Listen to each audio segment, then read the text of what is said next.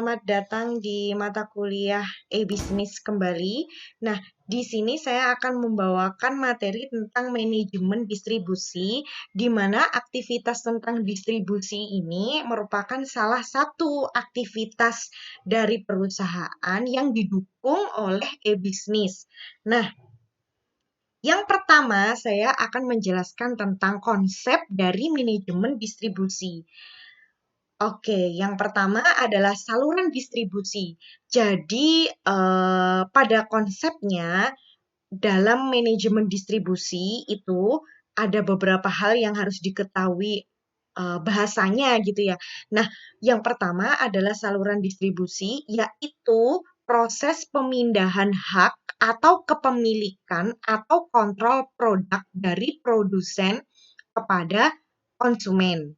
Nah, jadi saluran distribusi itu ada mekanisme kontrol dari pihak ketiga untuk proses distribusi barang gitu ya. Jadi tidak perusahaan langsung memberikannya kepada pelanggan terakhir, tetapi dia eh, ada pihak ketiga atau mitra yang digunakan sebagai saluran distribusi mereka kayak gitu. Nah, kemudian yang selanjutnya itu adalah distribusi fisik. Nah, distribusi fisik ini adalah kegiatan yang menyangkut pemindahan produk secara fisik dari produsen ke konsumen yang umumnya terdiri dari pengangkutan dan penyimpanan. Nah, ini beda lagi. Eh, Kalau distribusi fisik, karena dia menyangkut dengan pengangkutan dan penyimpanan, artinya yang mendistribusikan itu adalah pihak dari perusahaan itu sendiri, gitu kan. Nah, akan tetapi dia memerlukan mekanisme khusus, jadi barang itu sebelum sampai ke pelanggannya, dia membutuhkan jasa pengangkutan atau ada jasa penyimpanan. Seperti gini, misalkan kalian ada atau menjumpai sebuah perusahaan yang besar di mana dia kalau ngedrop barangnya itu kan nggak asal-asalan ya.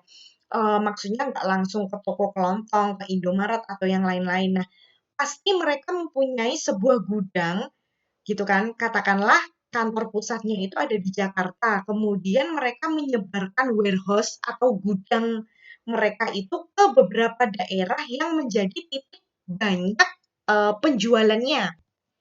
Nah, kemudian dari gudang-gudang tersebut tadi, barang-barang tersebut dikeluarkan secara perlahan ke mitra-mitra penjualan mereka.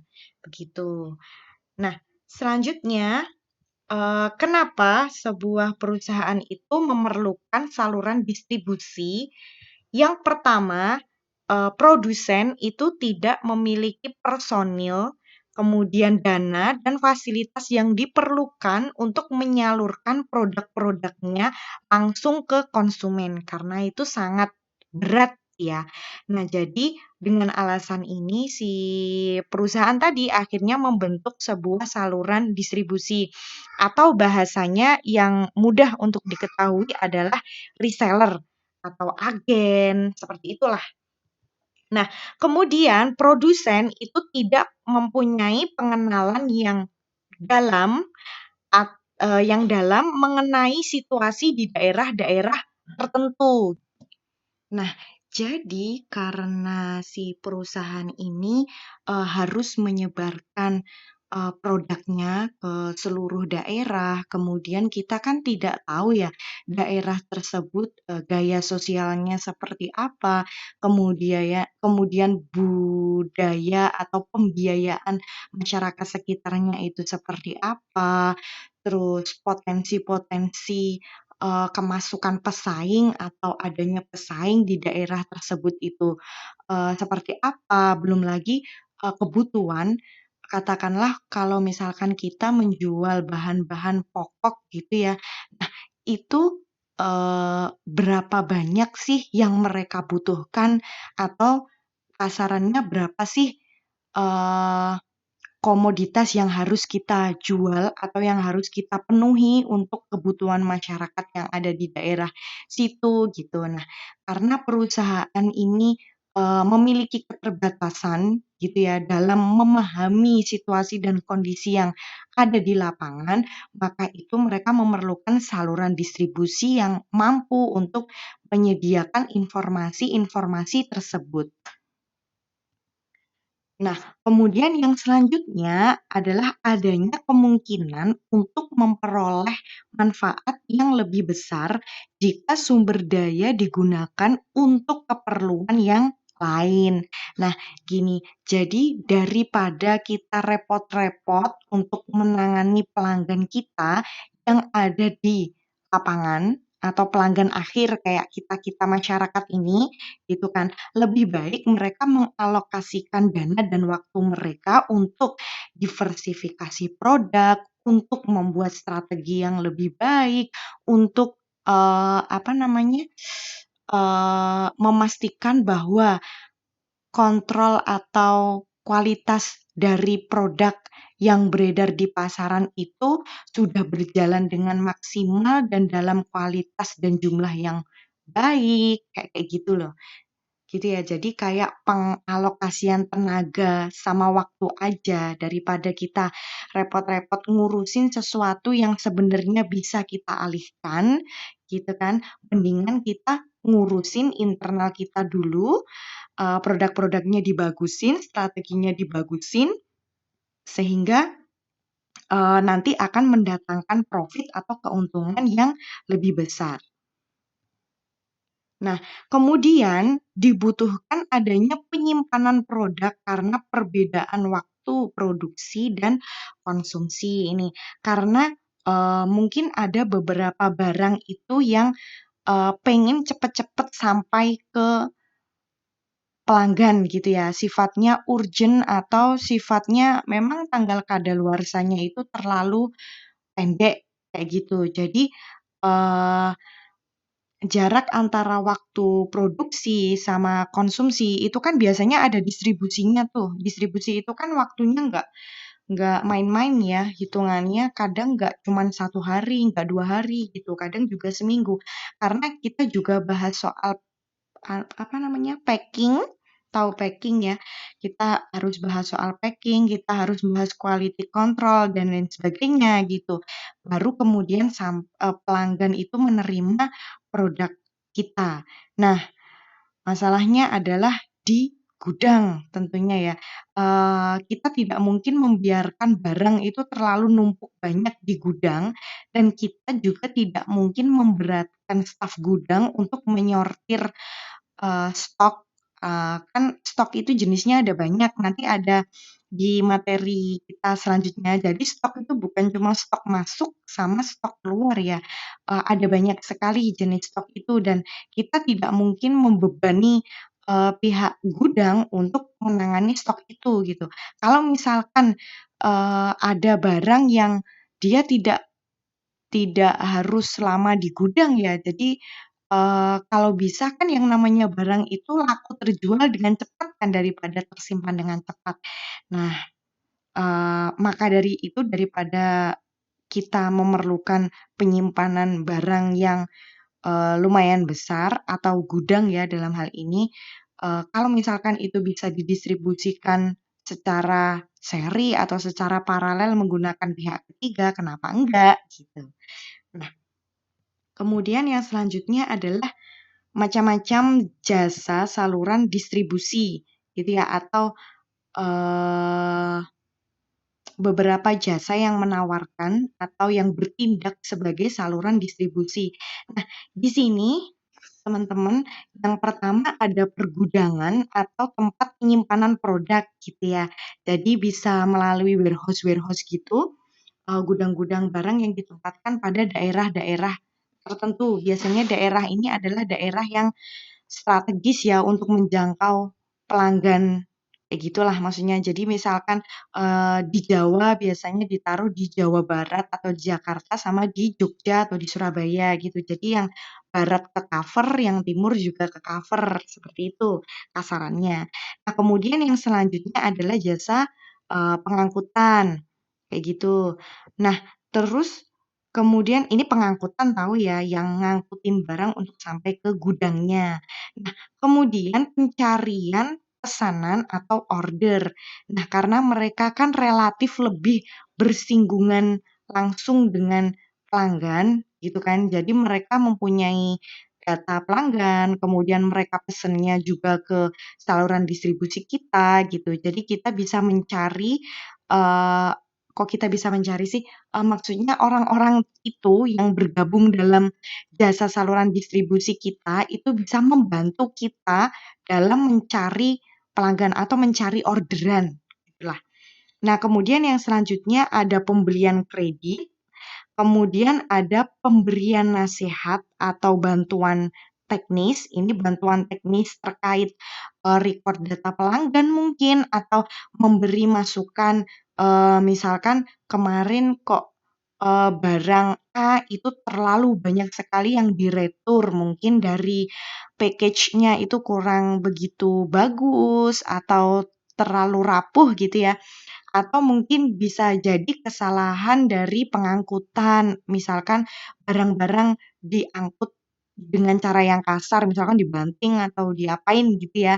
Nah, sehingga menyebabkan kerusakan yang fatal, ketika diterima oleh konsumen, kayak kayak gitulah. Nah, terus yang selanjutnya mereka juga membantu untuk mempromosikan jasa atau produknya kita. Nah, kemudian yang selanjutnya ada informasi gitu kan melalui riset atau intelijen pemasaran. Karena kan kalau kita mempunyai jasa saluran distribusi, mereka kan akan closing, mereka akan mencari keuntungan buat mereka kan pada hakikatnya. Nah, di sana mereka akan karena mereka fokusnya untuk menjual, maka mereka juga akan fokus ke pemasaran dan mereka tahu nih tentang apa namanya informasi-informasi yang berkaitan dengan penjualan, entah itu informasi tentang pelanggan, entah informasi tentang produk, ataupun informasi tentang pesaing mungkin ya, seperti itu. Nah, kemudian melayani purna jual ini yang berkaitan dengan retur gitu ya, atau, pemberian rekomendasi-rekomendasi atas, penjualan atas pembelian pelanggan di masa lalu. Jadi misalkan Hanifah suka beli produk A, oh mungkin si jasa saluran distribusi ini bisa menawarkan produk-produk lain terkait dengan, barang A atau jasa A itu, gitu. Nah, yang selanjutnya, dia juga bisa merakit produk-produk yang terurai. Ini dalam konteks tertentu, jadi ada beberapa barang itu yang didistribusikan ke distributor atau ke jasa saluran distribusi itu, dengan bagian yang terpecah-pecah sehingga mereka harus merakit sendiri atau membungkusi sendirilah istilahnya. Mungkin kalian dulu pas Ramadan pernah tahu reseller-reseller amplop, kemudian reseller-reseller kurma seperti itu, mereka kan nyetok dalam bentuk dus-dusan. Kalau amplop lebaran itu pun juga dalam bentuk kertas ya, jadi belum dilipat, belum dilem gitulah.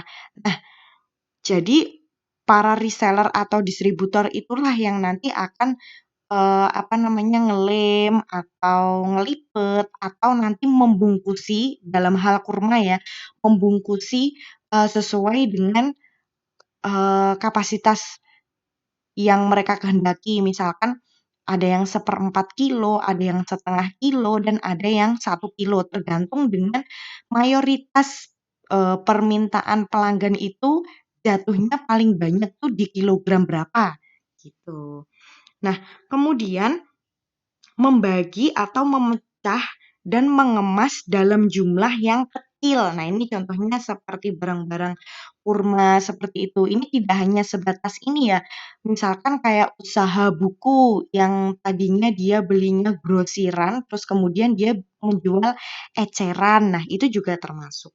Nah, kemudian yang selanjutnya adalah segi-segi kualitatif, baik nama baik, spesialisasi, penyediaan produk-produk komplementer, dan lain sebagainya. Nah, karena, kalau misalkan pelanggan itu kan dia tidak mengenal apa ya, tidak mengenal baik perusahaan perusahaan dari barang yang dibeli, ya kan. Biasanya mereka kenal atau mencitrakan gitu ya, menceritakan produk itu ya dari ke siapa dia berhubungan gitu. Jadi misalkan saya membeli produk di tempatnya Mas Andi gitu misalkan. Saya beli produk di tempatnya Mas Andi, tapi posisinya saya itu tidak mengenali Mas Andi di sini. Nah, saya itu membeli produknya Mas Andi melalui Mas Aziz misalkan. Nah, di sini saya akan mengenal produk atau, "Oh, produk ini bagus. Oh, kalau beli produk ini tuh saya dilayani dengan sangat baik. Produk ini tuh nyampenya cepet." Pokoknya, segala sesuatu tentang produk itu, saya menilainya dari Mas Aziz gitu loh. Padahal sebenarnya produk itu adalah produknya Mas Andi, paham ya maksudnya? Jadi, si jasa saluran distribusi ini, dia itu juga melahirkan, citra-citra karena dia yang, berhadapan langsung atau jadi, apa ya, kayak benteng pertama untuk menghadapi si pelanggan ini. Jadi apapun yang nanti dilakukan oleh Mas Aziz tadi, dia akan berdampak sekali dengan produksi ataupun kelangsungan bisnisnya Mas Andi. Bayangin kalau Mas Aziz itu pelayanannya buruk, terus ngirimnya nggak cepet, terus dia, packaging-nya, untuk pengemasannya itu buruk. Jadi, orang-orang itu pada request pakai kantong kresek misalkan atau pakai bubble wrap, tapi sama Mas Aziz itu nggak pernah dikasih. Dikasih pun dalam jumlah yang pelit gitu. Atau kalau enggak, Mas Aziz ini kalau ngirim barang itu nggak modal banget. Jadi misalkan pakainya kresek biasa, cuma lapis satu sehingga kalau digunting langsung sobek. Nah, kayak gitu.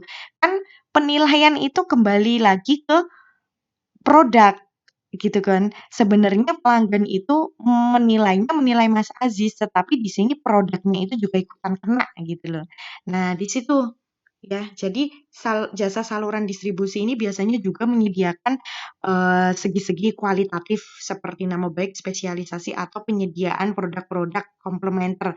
Komplementer itu pelengkap. Jadi katakanlah kita ngedrop buku gitu ya, karena kita pengusaha buku, kita ngedrop buku, lah nanti yang menyediakan pengemasannya, entah itu kardusnya, entah itu bubble wrap-nya, atau nanti yang ngasih gift card, misalkan ada di situ modelnya pakai gift card ya, nanti itu biasanya yang jadi urusan jasa saluran distribusinya, karena masing-masing jasa saluran distribusi itu memiliki gaya yang berbeda-beda dalam menangani pelanggannya, gitu ya. Nah, oke, kita next.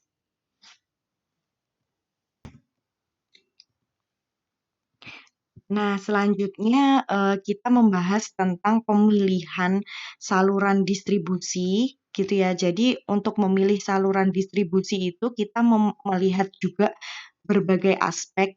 Yang pertama itu adalah sifat-sifat pelanggan.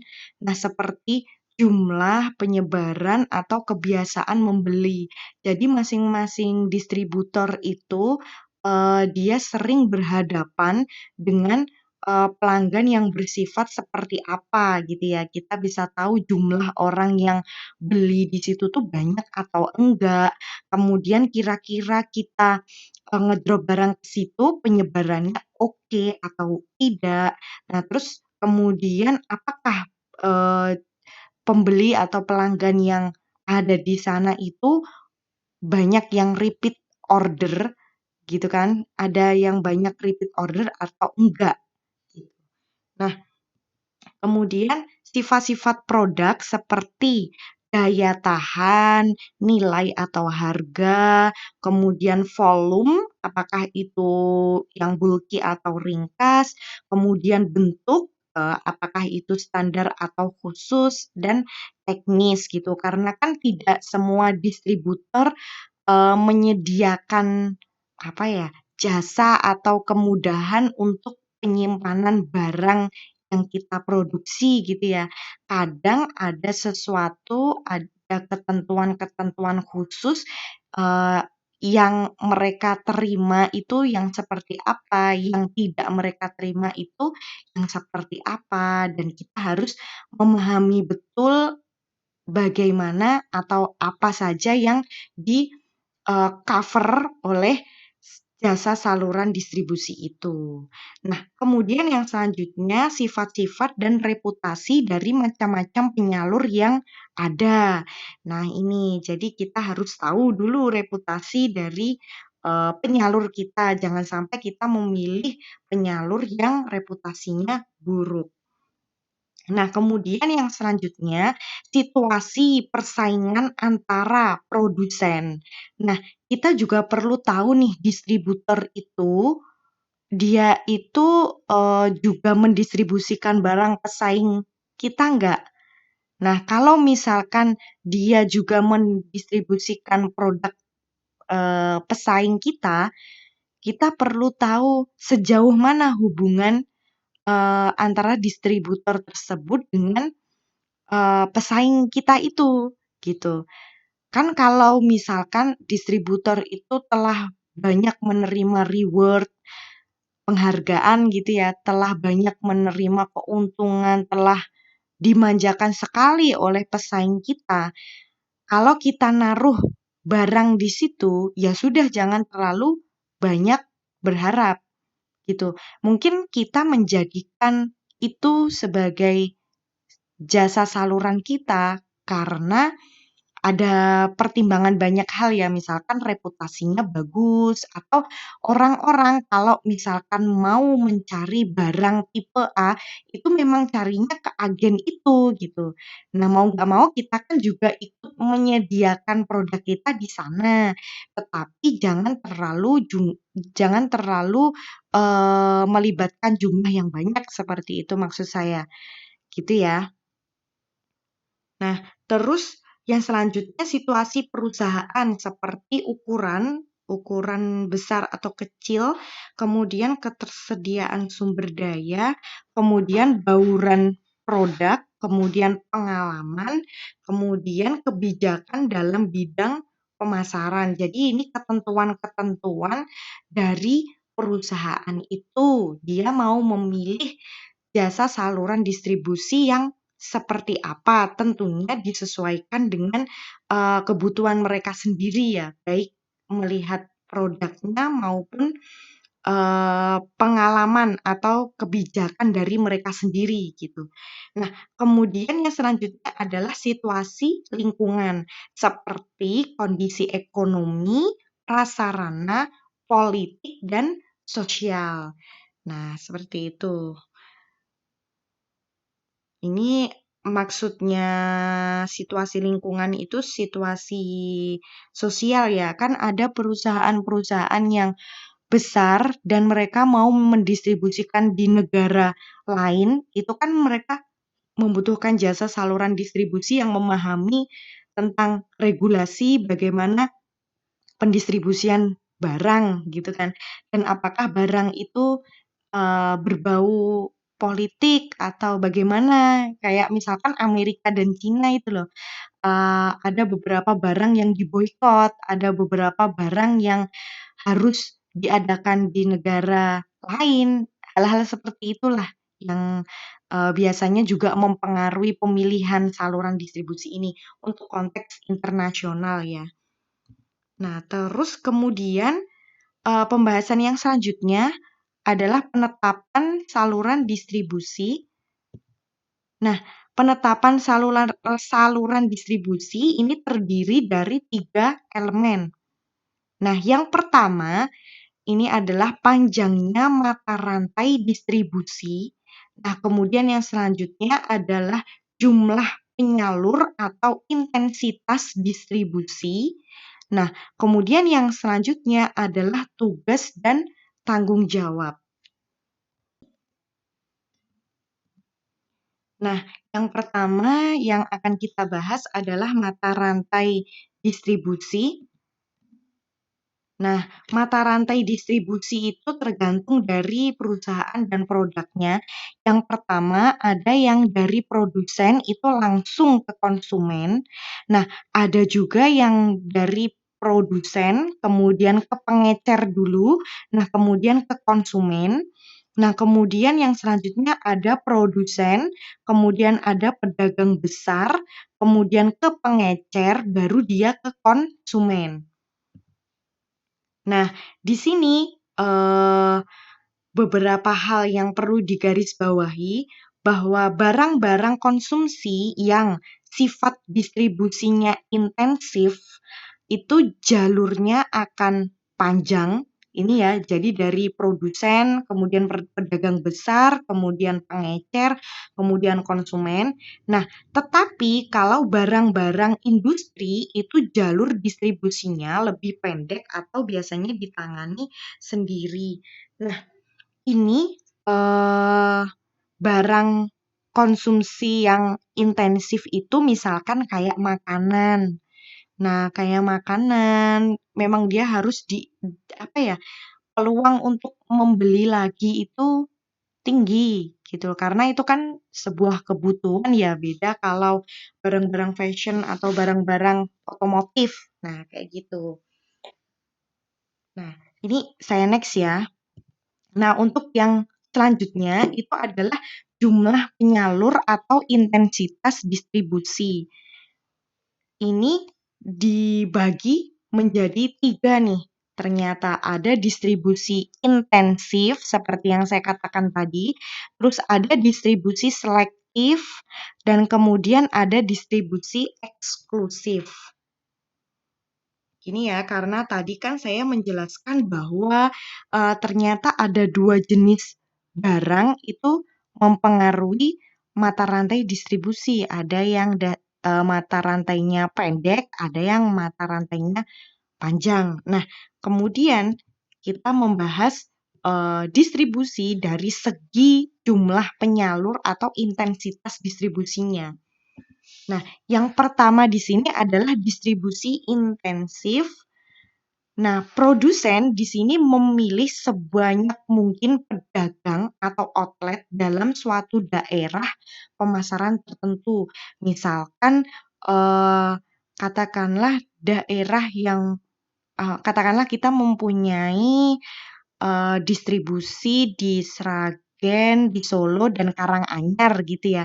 Nah, kemudian daerah yang paling membutuhkan barang atau jasa kita itu ada di daerah Karanganyar. Nah, di sini kita akan memilih sebanyak mungkin pedagang di daerah tersebut untuk memasarkan produk kita. Nah, terus ciri-ciri produk yang didistribusikan secara intensif atau sering gitu ya. Yang pertama itu adalah jumlah permintaan itu cukup besar dan tersebar. Ya, ini jumlah permintaan dari pelanggan itu cukup besar dan tersebar. Nah, kemudian harga per satuan itu relatif rendah, jadi tidak terlalu tinggi barang itu dijual, harganya maksudnya. Nah, tidak memerlukan pengetahuan teknis untuk memperdagangkan atau menggunakannya, gitu. Jadi, pokoknya barang itu datang, dikemas, kemudian dijual gitu. Tidak ada perawatan khusus, misalkan barang ini harus melalui tahap ini dulu baru dijual dan lain sebagainya gitu ya. Tidak terlalu banyak aturan, artinya seperti itu. Itu tergolong di distribusi intensif ini. Sehingga tadi mata rantai distribusinya itu jauh lebih panjang. Gitu. Ini biasanya kebutuhan-kebutuhan pokok sih seperti air, kemudian makanan, minuman, kayak gitu ya. Nah, ini sedikit atau tidak memerlukan pelayanan purna jual karena barang yang mereka terima itu sudah dalam keadaan good dan mereka memang tidak memerlukan penawaran khusus karena hampir semua manusia butuh. Misalkan kayak air minum lah. Air minum itu kalau misalkan mau menerapkan sistem CRM ya agak susah ya karena kan dia yang ditawarin juga cuman air minum gitu loh. Maksudnya diversifikasinya nggak terlalu banyak. Nah, kemudian yang selanjutnya sedikit atau tidak memerlukan fasilitas reparasi. Jadi tidak ada garansi. Kalau ini misalkan barang-barang kayak gula, tepung, kecap, kayak gitu ya. Nah, kemudian tidak memerlukan ketersediaan suku cadang juga. Gitu ya. Ini masuknya ke distribusi intensif. Nah, terus yang selanjutnya distribusi selektif. Di sini produsen akan memilih beberapa pedagang untuk menyalurkan produknya. Jadi pedagangnya itu tidak banyak, cuman beberapa aja. Nah, ciri-ciri produk yang didistribusikan secara selektif seperti ini, yang pertama harganya itu relatif tinggi. Jadi harganya tidak murah seperti yang sebelumnya gitu ya. Nah, perlu pengetahuan teknis untuk memperdagangkannya. Mungkin perlu ngisi buku garansi dulu, atau mungkin perlu sobek kemasan terlebih dahulu, atau perlu apa gitu ya. Pokoknya ada beberapa syarat teknis yang harus dipenuhi gitu. Terus kemudian memerlukan pelayanan purna jual. Jadi kayak ada rekomendasi gitulah ya dari eh, yang kemarin dibeli oleh pelanggan.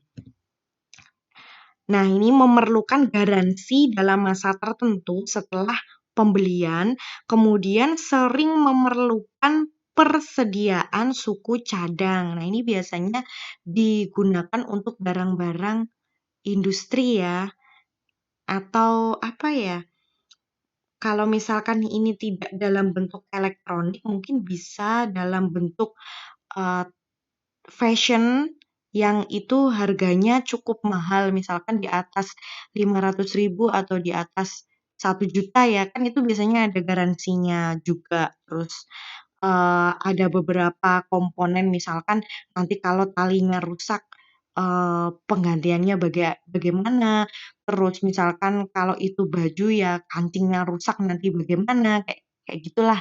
Kalau benangnya banyak yang nakal itu seperti apa nanti tindakannya, kayak gitu. Jadi, eee, ciri-ciri produk yang didistribusikan secara selektif adalah seperti ini, nanti bisa dipahami kembali. Nah, yang selanjutnya adalah distribusi eksklusif. Nah, di sini hanya satu pedagang yang ditunjuk untuk mendistribusikan produk tertentu. Jadi dia agennya itu cuma satu, tidak banyak atau banyak sekali gitu ya. Ciri-ciri produknya, jadi memang betul-betul memerlukan pengetahuan teknis khusus untuk memperdagangkan dan mereparasi. Kemudian harga persatuan itu tinggi. Nah, kemudian dia juga memiliki nilai prestis yang tinggi. Nah, kemudian memerlukan investasi untuk menyalurkannya. Nah, kemudian memerlukan pendidikan khusus tentang produk tersebut.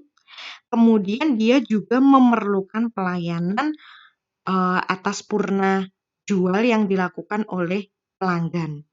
Ini contoh simpelnya itu kayak agen resmi atau distributor resminya Apple.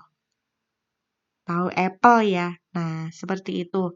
Atau ada salah satu barang seperti itu, gitu ya. Saya tidak menyebut mereknya. Jadi ada barang yang sangat eksklusif didatangkan dari negeri lain dan hanya memiliki satu distributor resmi di sini.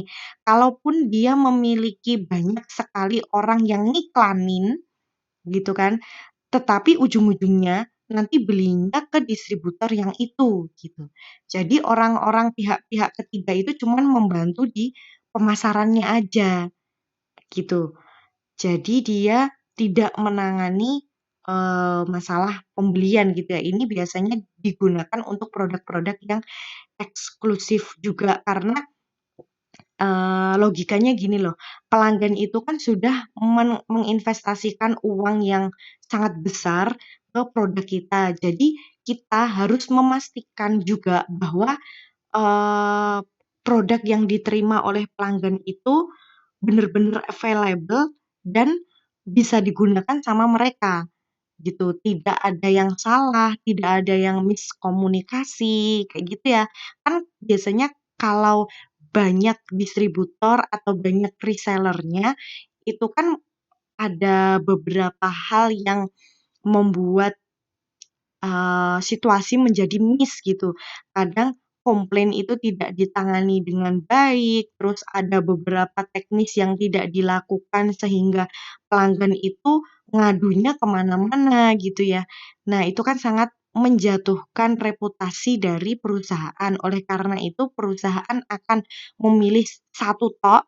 Nah, soal nanti dia menyewa tenaga pemasaran berapa itu urusan dia, tetapi untuk penjualan itu dilakukan oleh itu gitu. Untuk apa, jadi kalau nggak di situ ya, mmm, kalau tidak di situ berarti tingkat kepercayaannya tidak begitu bagus gitu. Jadi misalkan saya nih mau beli emas, sebenarnya emas itu kan bisa dicari atau bisa dibeli di manapun. Tapi kalau misalkan saya tidak di butik antam gitu kok rasanya kayak kurang percaya ya, jangan-jangan harganya lebih mahal, jangan-jangan ini harganya lebih murah tetapi palsu. Nah, kayak gitu loh. Jadi menimbulkan, persepsi. Mungkin di luar sana ada banyak orang yang menawarkan gitu, tetapi untuk penjualan utama atau orang yang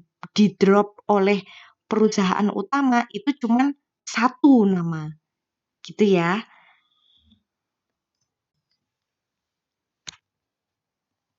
Nah, yang selanjutnya ini adalah tugas dan tanggung jawab saluran distribusi. Nah, di sini, produsen itu harus menentukan kondisi dan tanggung jawab pihak-pihak yang terlibat dalam distribusi. Nah, yang pertama itu adalah kebijakan harga atau soal daftar harga gitu ya. Kemudian ada harga eceran tertinggi dan potongan diskon. Jadi jangan sampai kehadiran kita di pasar itu mungkin kita yang paling murah, tetapi ternyata kita yang merusak harga. Nah, itu juga tidak bagus ya. Makanya kita harus eee mengetahui soal kebijakan harga yang ada di pasaran, itu juga harus diterapkan dengan betul di distributor. Nah, kemudian kondisi penjualan, jadi persyaratan-persyaratan pembayaran serta jaminan-jaminan yang diberikan oleh, produsen, kayak gitu. Jadi, ada beberapa barang yang didistribusikan itu juga dengan syarat-syarat pembayaran dan jaminan-jaminan gitu ya sama penjualnya, dan itu harus diperhatikan juga oleh saluran distribusi. Nah, yang selanjutnya adalah wilayah penjualan. Ini ya, saya giniin dulu. Wilayah penjualan ini meliputi batas-batas operasi yang diberikan kepada penyalur gitu. Jadi jangan sampai, ada bentrok misalkan dengan pesaing, atau jangan ada apa ya, kayak, teknis atau pelayanan yang tidak sesuai dengan harapan produsen gitu. Jadi misalkan kelupaan untuk garansi atau pemrosesan garansi itu seperti apa, kayak gitu loh. Jadi harus diketahui kalau misalkan ada, masyarakat dari Solo yang akan melakukan perbaikan, itu hendaknya eee, ditangani oleh agen yang mana nih? Bisa nggak misalkan dari Solo itu langsung loncat ke Jakarta atau dia akan merekomendasikan atau mencari di daerah-daerah terdekat dari domisilinya. Nah, seperti itu contohnya. Nah, kemudian ikut dalam kegiatan promosi, produsen harus memberikan latihan gitu kan atau training kepada petugas-petugas penyalur dan lain sebagainya. Gitu. Jadi selain apa ya kayak beban penjualan dan pemasaran itu tidak dilimpahkan ke distributor 100%, tetapi dalam hal ini perusahaan juga harus turut andil gitu. Nah, kemudian yang selanjutnya di sini beberapa keputusan dalam manajemen saluran distribusi itu yang pertama adalah memilih anggota distribusi. Nah, kemudian yang selanjutnya memotivasi anggota saluran. Nah, kemudian yang selanjutnya mengevaluasi prestasi anggota saluran distribusi. Nah, yang pertama adalah memilih anggota saluran distribusi itu terkait dengan pengalaman, sama reputasi, kemudian pertumbuhan dia seperti apa, profitnya bagaimana, kemudian kualitas tenaga penjual yang ada di distributor itu bagaimana, kemudian lokasinya apakah strategis dan mendukung penyebaran yang lebih luas atau tidak. Nah, kemudian macam-macam pelanggan yang sering transaksi di sana itu bagaimana, dan strategi perusahaan, yaitu meliputi push atau pull strategi. Ini sudah dibahas di manajemen rantai pasok dan pelanggan ya, di mata kuliah itu. Nah, saya sedikit mengulang ya. Jadi, push atau pull strategi itu apakah modelnya perusahaan itu membuat barang dulu, jadi ready stock, dia memproduksi barang dulu baru didistribusikan, atau si pelanggan ini request dulu baru nanti diproduksi oleh perusahaan, gitu loh. Saya sekedar mengingatkan, intinya push and pull strategi itu seperti itu.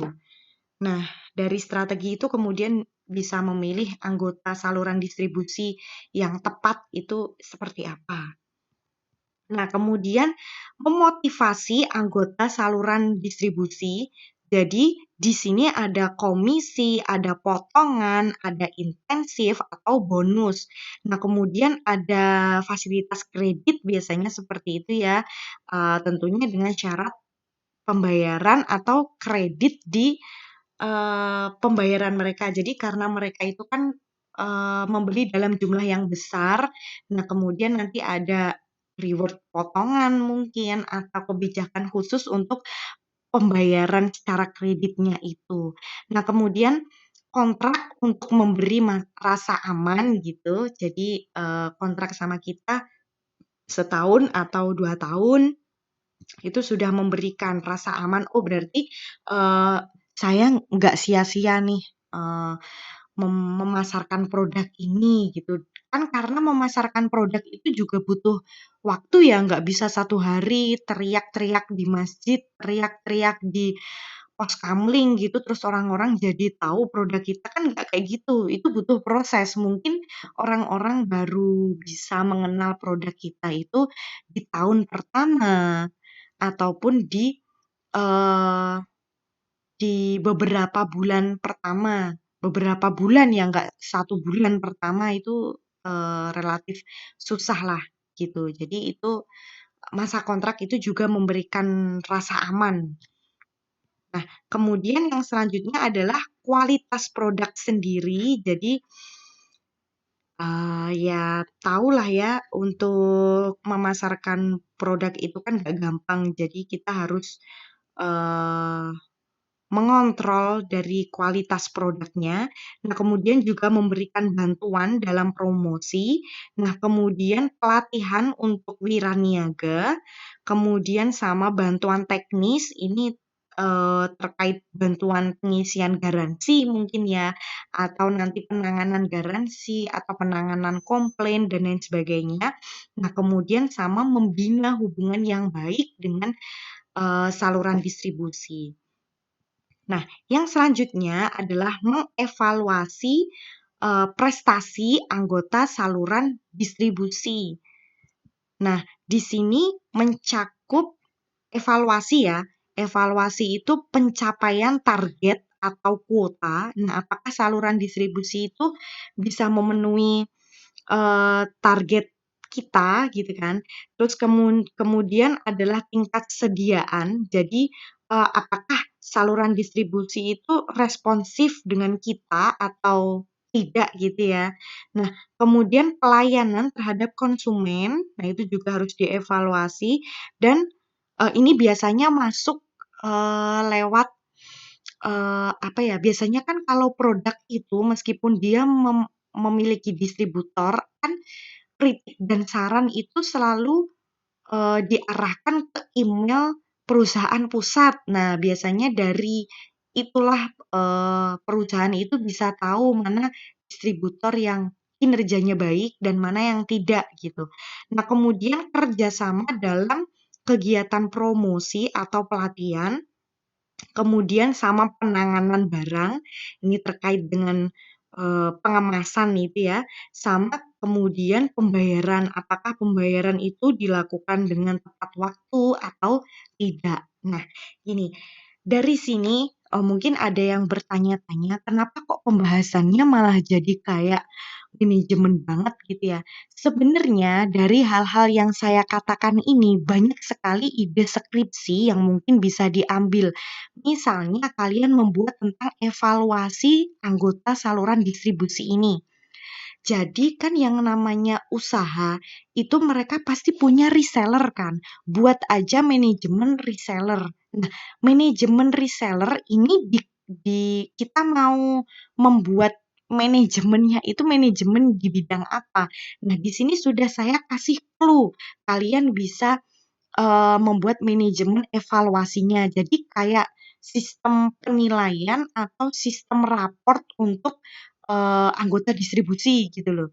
Jadi, oh ternyata distribusi yang paling banyak menjual itu adalah ini, yang tidak paling banyak menjual itu adalah ini. Nah, kayak gitu. Jadi disesuaikan dengan keadaan asli di, eee, perusahaan gitu ya. Nah, kemudian yang selanjutnya, bisa juga dengan kaitannya, motivasi anggota saluran distribusi ini. Jadi misalkan gini, kalian membuat sebuah sistem yang, eee karena mencatat seluruh agen distribusi gitu ya, kemudian kalian kan tahu track record-nya, ya kan? Kemudian keluhan pelanggan itu juga didistribusikan ke mereka.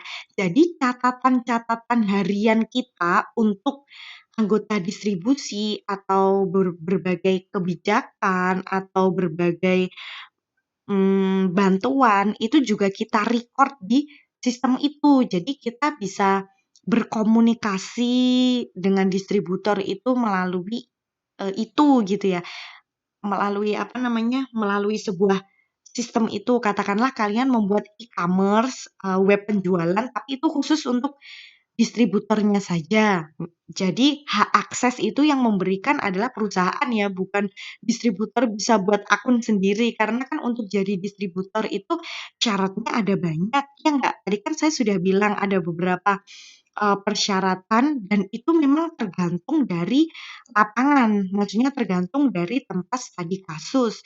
Nah, misalkan untuk pendaftaran dia harus memenuhi syarat-syarat ini.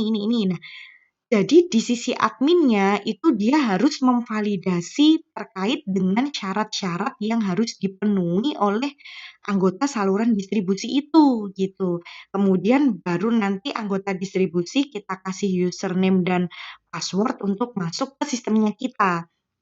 Nah, dia membeli itu semuanya lewat sistem, ya nggak? Nah, jadi dari situ nanti kita bisa tahu nih, oh, eee track record penjualan bulan ini tuh distributor A yang ternyata paling banyak beli ke kita. Nah, kayak gitu. Terus belum lagi nanti ada informasi dari pelanggan, katakanlah pelanggan itu, email ke kita gitu ya. Nah, di halaman admin itu juga ada, sebuah menu yang digunakan untuk menginputkan keluhan itu. Jadi ketika ada mungkin keluhan itu nanti bisa ditampilkan ke distributor yang terkait ataupun tidak gitu ya, ataupun secara random. Maksudnya semuanya itu bisa melihat keluhan pelanggan untuk memperbaiki kinerjanya mereka gitu kan, tanpa harus menyebutkan itu ditujukan ke distributor siapa gitu loh. Jadi inputnya itu di halaman sendiri dia tidak berelasi dengan distributor. Ingat ya, tidak berelasi dengan distributor, jadi di-input sendiri. Nah, kemudian nanti ditampilkan di halaman khusus, jadi distributor itu bisa ngecek. Tetapi dari perusahaan itu harus betul-betul mengidentifikasi sebenarnya, itu ditujukan untuk, eee, distributor yang mana gitu. Jadi di sini tabelnya itu sebenarnya dia berelasi antara tabel keluhan dengan tabel distributor, tetapi untuk distributor itu dia tidak melihat apa namanya, bahwa itu ditujukan untuk dia, karena kan bisa mempermalukan ya. Tetapi kalau kebijakannya dari perusahaan itu harus ditampilkan ke sana, ya itu beda lagi ceritanya. Itu memang tergantung dari tempat penelitian Anda, maunya itu seperti apa sistemnya, kayak gitu.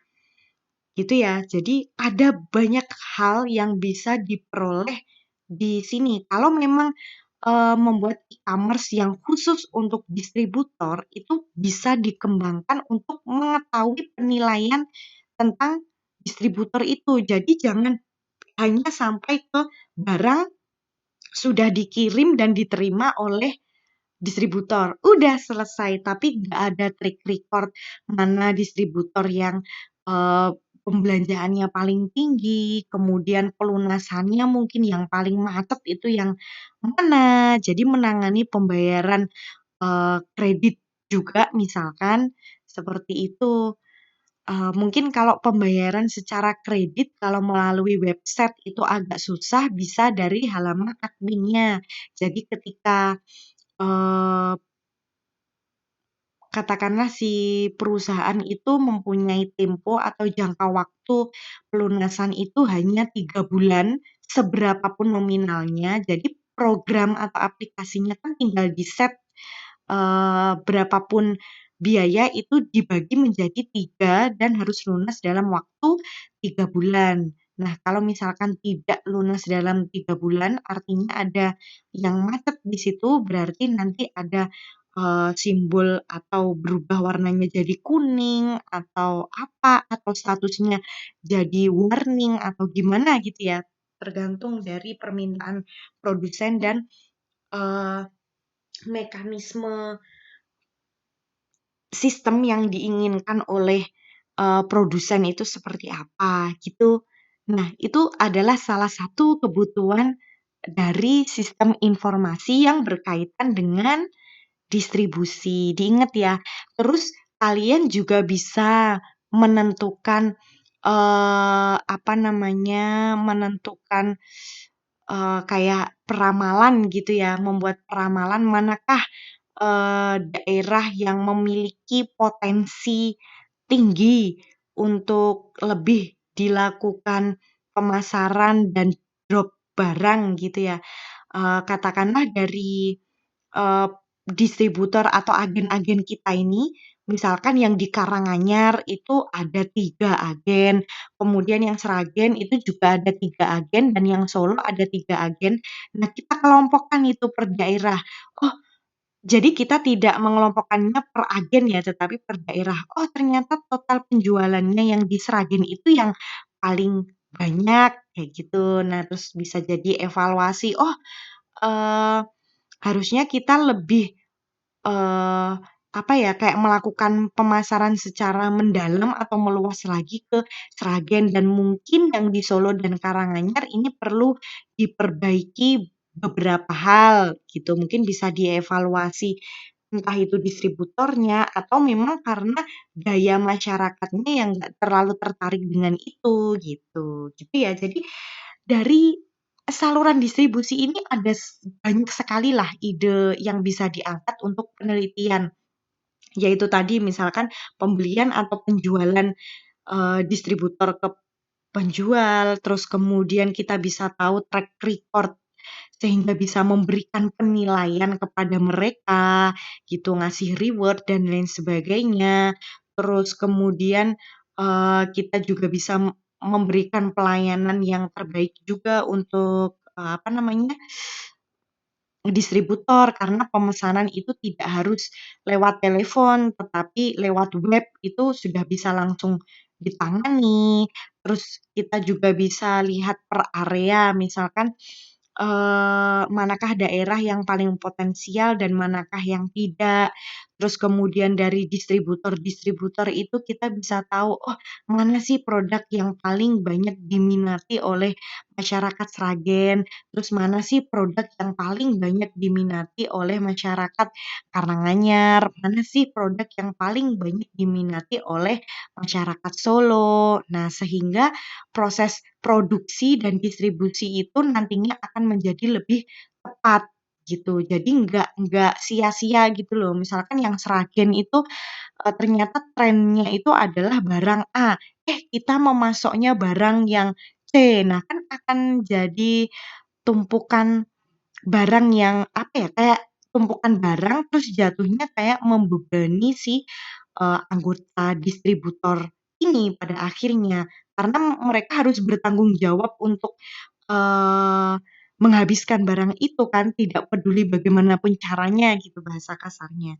Nah, seperti itu. Jadi ini ya, dari, kalau kita memahami konteks manajemennya dengan benar, seperti apa gitu ya, kayak gini, saya mengajarkan tentang siklus atau, eee, konsep dari manajemen distribusi seperti apa, itu sudah lumayan menjawab kebutuhan sistem informasi. Belum lagi ini, kalau bahas yang soal gudang atau warehouse tadi, kalian bisa menentukan, rute atau jarak terpendek yang mungkin bisa dilalui oleh perusahaan gitu ya.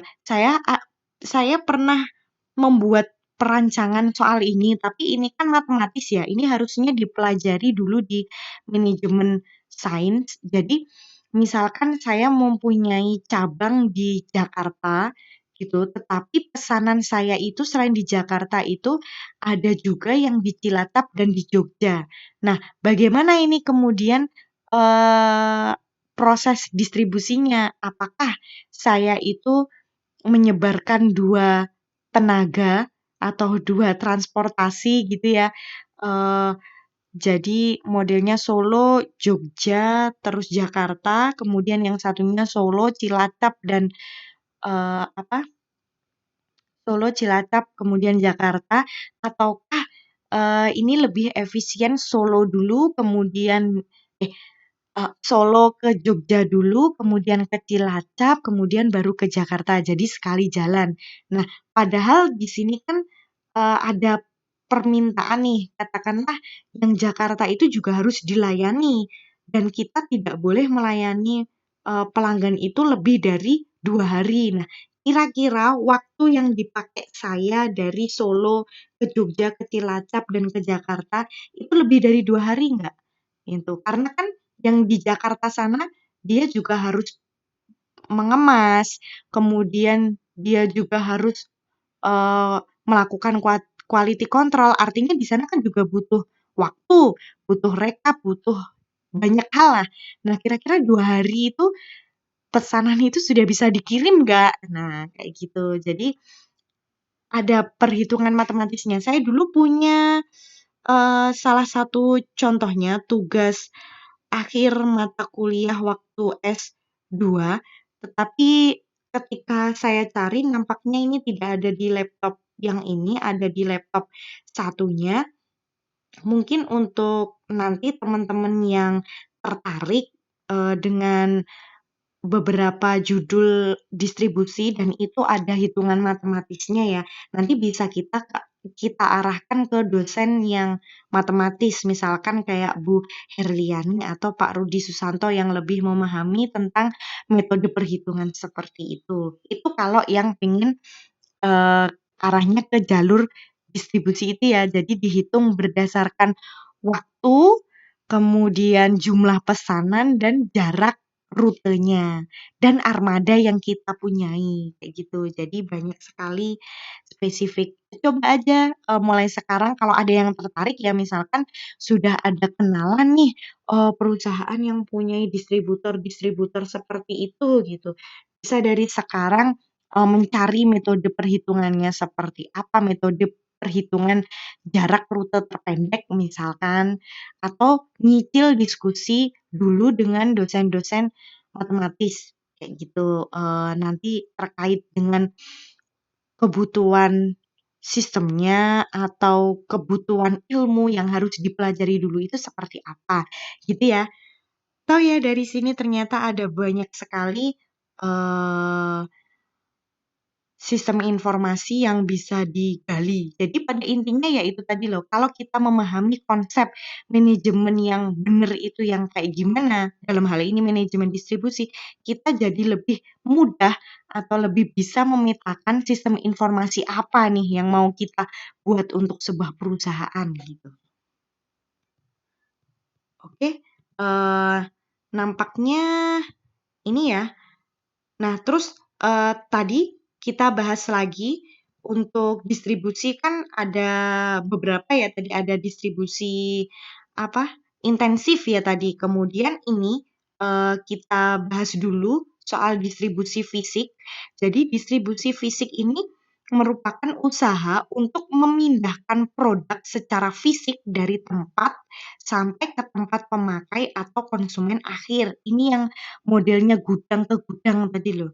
Nah, kemudian elemen-elemen pokoknya itu adalah pemrosesan order, kemudian penyimpanan atau pergudangan, kemudian tingkat sediaan atau stoknya, kemudian sama transportasinya. Jadi kita nyewa gudang itu nggak cuma nyewa gudangnya aja, tetapi nyewa orang di sana yang memanajemen barang-barang yang ada di gudang itu gitu. Oke. Nah, cukup sekian untuk, materi hari ini. Sampai jumpa di materi yang akan datang. Kita akan membahas soal, manajemen persediaan atau stok. Assalamualaikum warahmatullahi wabarakatuh.